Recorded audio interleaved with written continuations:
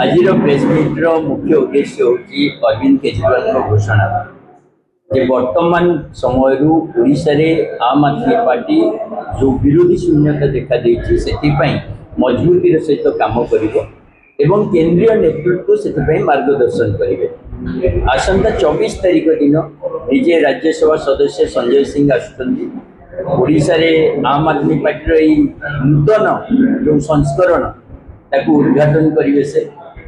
एवं जो विपक्ष शून्यता देखा रणनीति प्रस्तुत करेंगे। ओडिशा प्रभारी वीरेंद्र सिंह कादियान दिल्ली कैंटर एमएलए से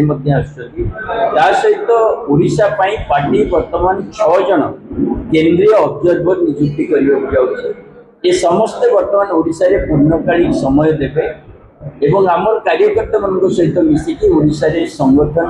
प्रस्तुत करेंगे और म्युनिसिपालिटी और पंचायत निर्वाचन पार्टी चयन प्रक्रिया आरंभ हो।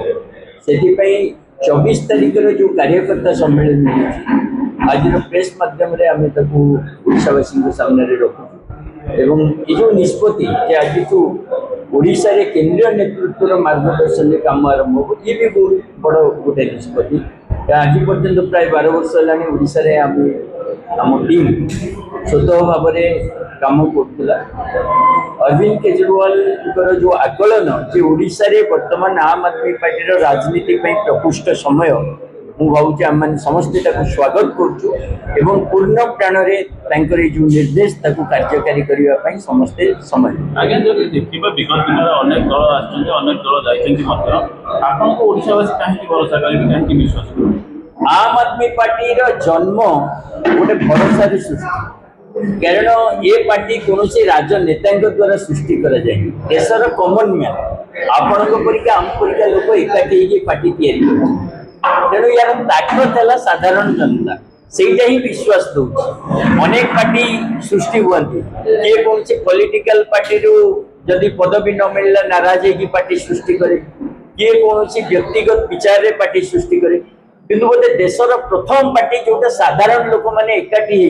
बिना राजनीतिक अभिज्ञता सृष्टि कर आम आदमी पार्टी आ मात्र 12 वर्ष भितर ये नेशनल पार्टी होती विभिन्न राज्य रे संगठन मजबूत करछि 2टा राज्य रे सरकार चलैछि से दिगरु ओडिशावासी भी या ऊपर विश्वास करन एवं लंबा समय आम जो काम करछु से भी किछि ग्राउंड प्रस्तुत करछि किंतु ओडिशावासी जो अभियोग थिला जे केजरीवाल ओडिशा आसुना बा केंद्रीय नेतृत्व ओडिशा को ध्यान दौनी से अभियोग दूर होइछि। केंद्रीय नेतृत्व प्रत्यक्ष मार्गदर्शन में वर्तमान ओडिशा रे काम आरंभ हो और आपण माने समस्ते तार रिजल्ट भी देखिबे। आगामी दिन रणनीति कोन प्रथम जो लक्ष्य म्युनिसिपालिटी और पंचायत निर्वाचन रे सारा ओडिशा रे प्रार्थी दबा और भलरे फाइट करिवा कारण 2027 रो जो लोकल बॉडी इलेक्शन सी ही पृष्ठभूमि तैयारी करिवो 2029 पाई एवं ओडिशा रे जो प्रकार वर्तमान रो परिस्थिति गोटे सरकार अच्छी मुरबी शून्यता परीक्षा लोक मान डेलीवरी कर लोक मान जो प्रतिश्रुति देला पूरण कर इवन ये सरकार को आनी लोक मैंने भी या नाराज और जो भाव राष्ट्रीय स्तर में भी मोदी जो इम्पैक्ट कमी तेल दर बढ़िया दरदाम बढ़िया साधारण लोकटे जीवन चलैवा अति कष्टकर हो पारा मु भावुँ ये परिस्थिति आम आदमी पार्टी ओडिशा रे जो निष्पत्ति जे आमे केंद्र तरफ मजबूती सहित ओडिशा संगठन करूँ मु भावुँ ये गोटे माइलस्टोन हम और ओडिशावासी ये गोटे जो विकल्प खोजुते ओडिशावासी जोड़े।